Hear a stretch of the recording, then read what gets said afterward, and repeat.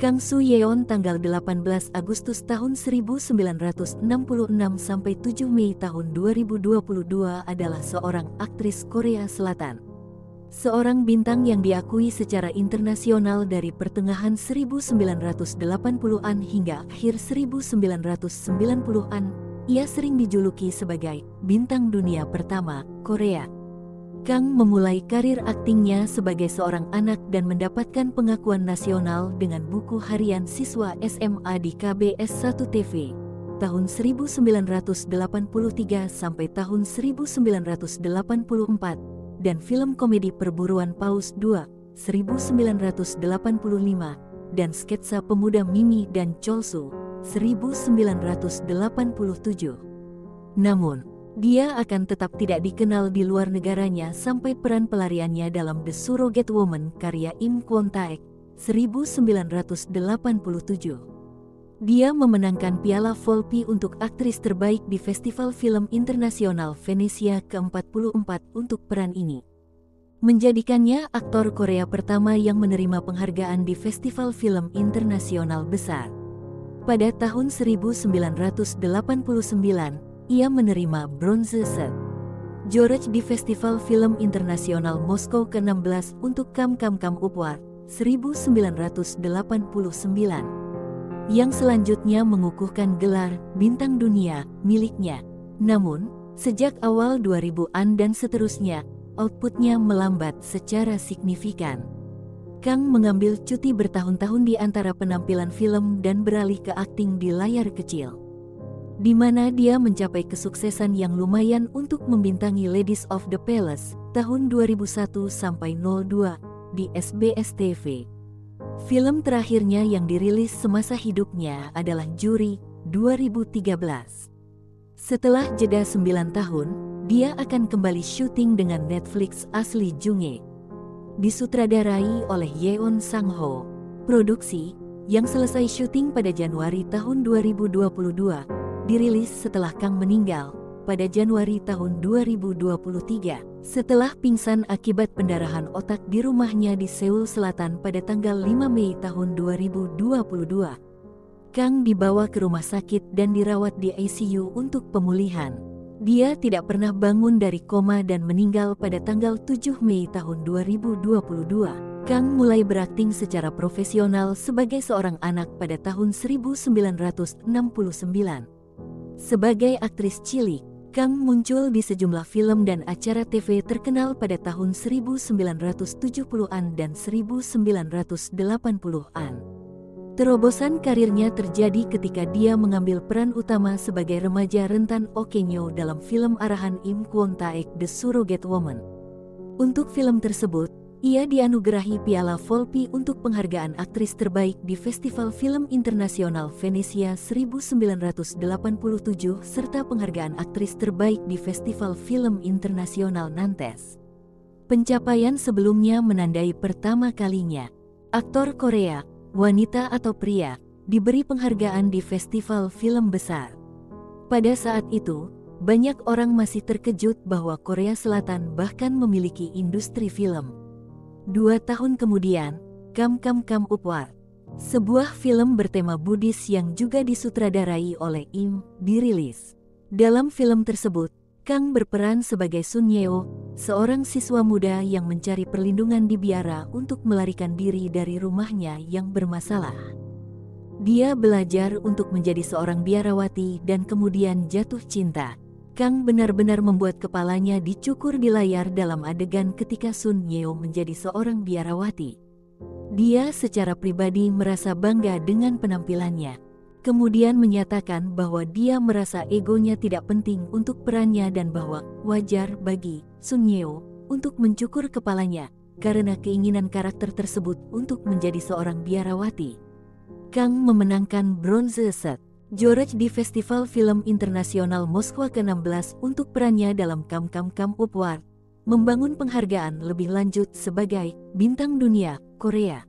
Pada tahun yang sama, ia diundang untuk menjadi juri di Festival Film Internasional Tokyo.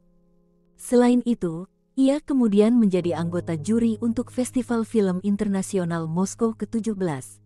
pada tahun 1991. Pada tahun 1990-an, Kang muncul di sejumlah film. Yang paling terkenal adalah Jalan Menuju Arena Balap Yang Sun Woo. 1991, Wanita Itu, Pria Itu. 1993, oleh Kim Ui Seo, Hubungan Cinta Terakhir Lim Yung Se. 1996, dan debut Im Sang Soo, Girls Night Out.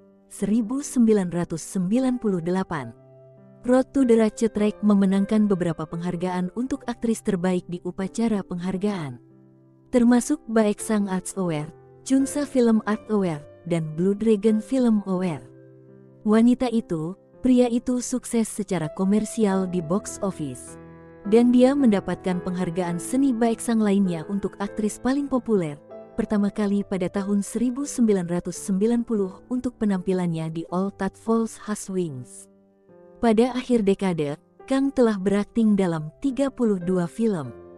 Setelah Rainbow Trout dirilis pada 1999, dia mengurangi pekerjaannya di film dan berakting di televisi. Aktris ini diundang untuk menjadi juri di Festival Film Internasional Busan kelima pada tahun 2000. Setelah jeda 15 tahun, Kang kembali ke televisi pada tahun 2001. Dia diberi peran utama dalam Ladies of the Palace, Yo In Chon Ha, drama sejarah yang tayang di SBS TV. Seri 150 episode berhasil, dan berhasil mendapatkan visibilitas barunya di kalangan penonton.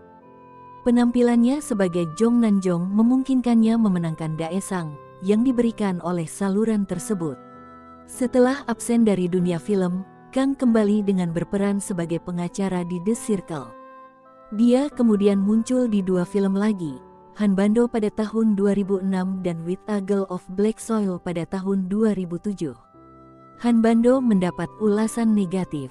Pada tahun 2007, ia melanjutkan terjun ke TV arus utama dengan berakting dalam miniseri drama Moonhee. Di MBC TV, di acara itu, dia berperan sebagai seorang wanita yang terpaksa meninggalkan anaknya yang dia miliki ketika dia baru berusia 18 tahun. Sepanjang tahun 2010-an, Kang hanya tampil di dua film. Salah satunya adalah Hanji karya Im Kwon Taek, 2011. Pada 2015, ia menjadi ko-direktur Festival Film Internasional Busan, tetapi meninggalkan dewan tersebut 2 tahun kemudian. Pada tahun 202, Kang diberi peran utama dalam film aksi fiksi ilmiah Yeon Sang Ho Jung E, berlatar abad ke-22. Syuting dimulai pada November tahun 2021 dan berakhir pada Januari tahun 2022.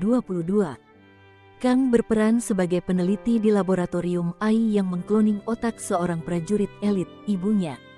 Film tersebut dirilis secara global di Netflix pada Januari tahun 2023, setelah kematian Kang. Pada pukul 17.48 KST, pada tanggal 5 Mei tahun 2022, Kang ditemukan tidak sadarkan diri di rumahnya di Seoul Selatan oleh responden pertama. Mereka melaporkan bahwa dia menderita serangan jantung setelah pingsan karena pendarahan otak. Segera, dia dipindahkan ke rumah sakit Pesangon Gangnam setempat, di mana dia dirawat di ICU dan menjadi koma. Setelah menerima perawatan medis selama 2 hari di rumah sakit, Kang meninggal pada pukul 3 sore. Pada tanggal 7 Mei tahun 2022, dia dikremasi di Seoul Memorial Park dan abunya dimakamkan di Honorstone pada tanggal 11 Mei tahun 2022. Festival Film Internasional Jeonju, yang kebetulan berakhir pada tanggal 7 Mei tahun 2022, memperingati warisan Kang melalui media sosial, menulis, Festival Film Internasional Jeonju memperingati meninggalnya mendiang aktris Kang Soo-yeon, yang merupakan bintang sinema Korea yang bersinar. Saya tidak akan melupakan warisan yang dia tinggalkan di industri film Korea.